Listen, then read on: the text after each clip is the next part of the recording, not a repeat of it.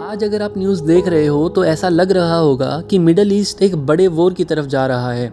Iran, Israel और America, हर जगह tension ही tension. लेकिन अगर मैं आपसे कहूँ कि जो असली कॉन्फ्लिक्ट है और जो अगले 10 साल डिसाइड करेगा, वो अभी हेडलाइंस में दिख भी नहीं रहा।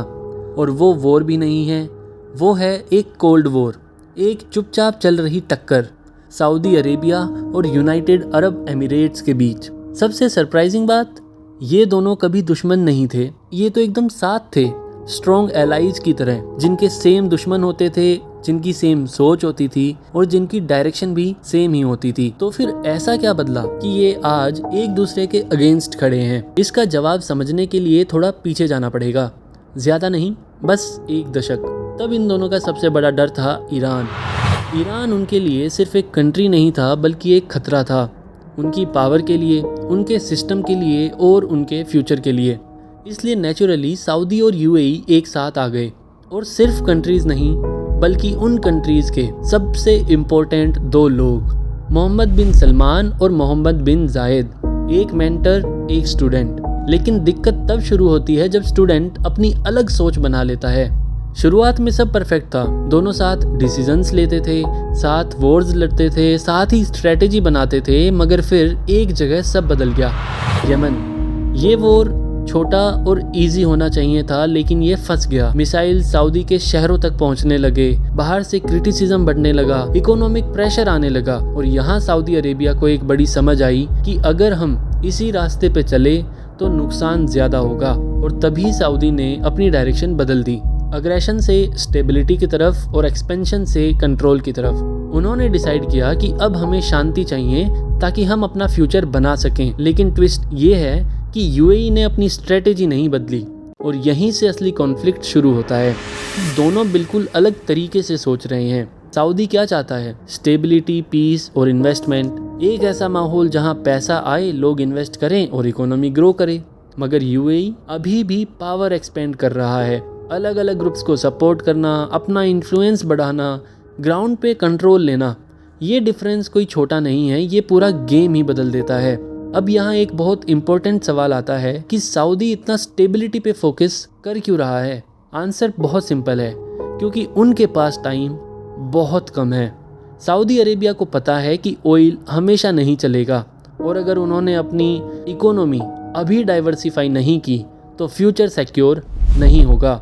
इसलिए उन्होंने शुरू किया vision 2030, tourism, airlines, finance, AI. लेकिन प्रॉब्लम, इन सब सेक्टर्स में पहले से कौन स्ट्रॉन्ग है? यूएई। मतलब अब ये सिर्फ पॉलिटिक्स नहीं रही, ये डायरेक्ट कंपटीशन बन चुका है।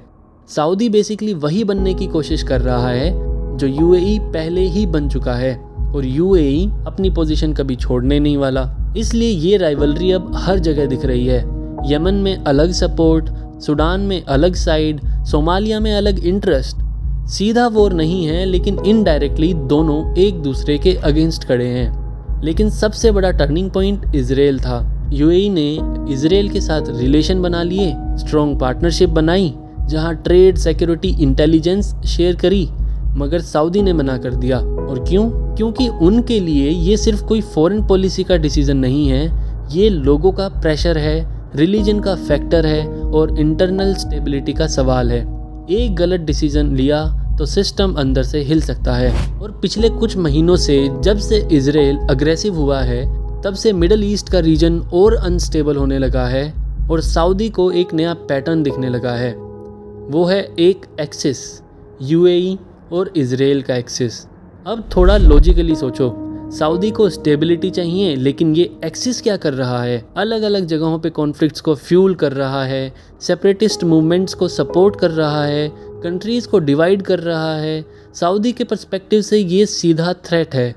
और अब धीरे धीरे मिडल ईस्ट 2 कैंप्स में डिवाइड हो रहा है। एक side Saudi Arabia, Pakistan, Turkey, Qatar जैसे पार्टनर्स के साथ है, वहीं दूसरी साइड यूएई, इजराइल और उनके एलाइज के साथ। सबसे डेंजरस बात यहाँ ये है कि ये सब बहुत ही शांति से हो रहा है। कोई ऑफिशियल वॉर नहीं, कोई अनाउंसमेंट नहीं, मगर टेंशन हर जगह बिल्ड हो रही है। और आगे जाके एक ही सवाल सब कुछ डिसाइड करेगा कि क्या ये दोनों साथ रह सकते हैं, या फिर ये कोल्ड वॉर एक दिन ओपन कॉन्फ्लिक्ट बनेगा। क्योंकि अगर ये टक्कर बढ़ गई तो सिर्फ मिडल ईस्ट नहीं बल्कि पूरी दुनिया इम्पैक्ट होगी। अलायंसेस बदलेंगे, पावर शिफ्ट होगा और इकोनॉमी हिल सकती है।